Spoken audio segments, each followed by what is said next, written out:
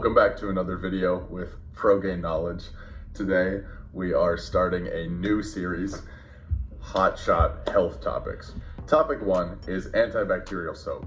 It's becoming increasingly common in the US. You see it in stores everywhere. People tend to buy it because they think it's better.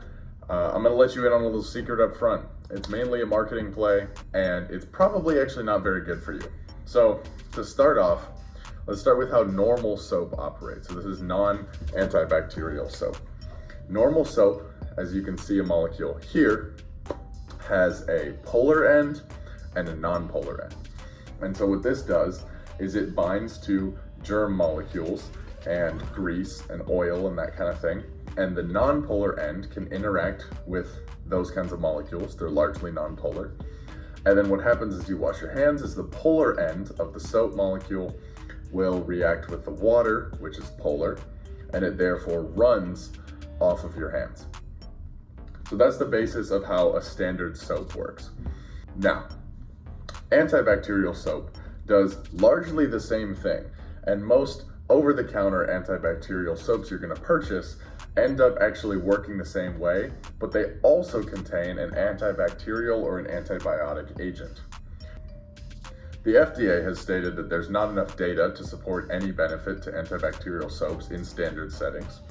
And antibacterial soaps are actually capable of ruining your healthy skin microbiome because the antibiotic agent will non-discriminately kill any kind of bacteria, both good and bad.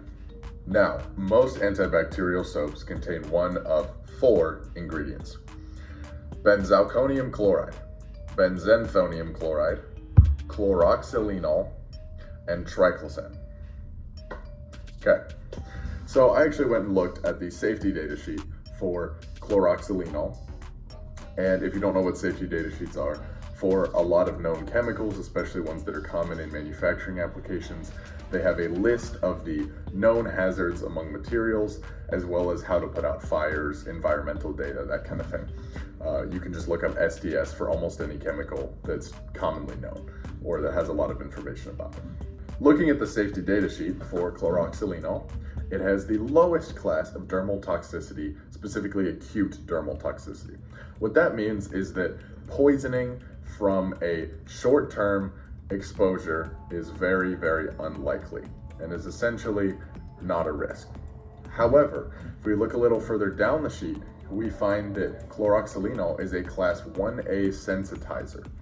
What that means is a sensitizer is a substance that causes an increased chance of allergic reaction as you're exposed to it chronically.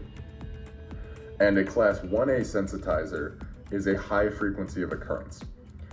The effects of this are often irreversible. So what that essentially means is that if you use a lot of chloroxylenol throughout your life, you're more likely to actually develop an allergy to it. And while you can mediate symptoms of allergies of that sort, it's not likely to reverse. Scrolling down on the safety data sheet, we can see that there is a marker at the bottom that says it's toxic to aquatic life with long-lasting effects. Now let me ask you, what happens to the soapy water that you rinse off your hands that goes down the sink? You probably guessed it, it normally ends up in waterways and interacts with aquatic life. Now, another component here is antibiotic resistance. Tying into the waterways, a study was conducted in urban rivers, and they found that the concentration of triclosan, one of the other antibiotic agents, within sediments underneath a river correlated to the amount of triclosan-resistant bacteria that lived along the bottom of the river.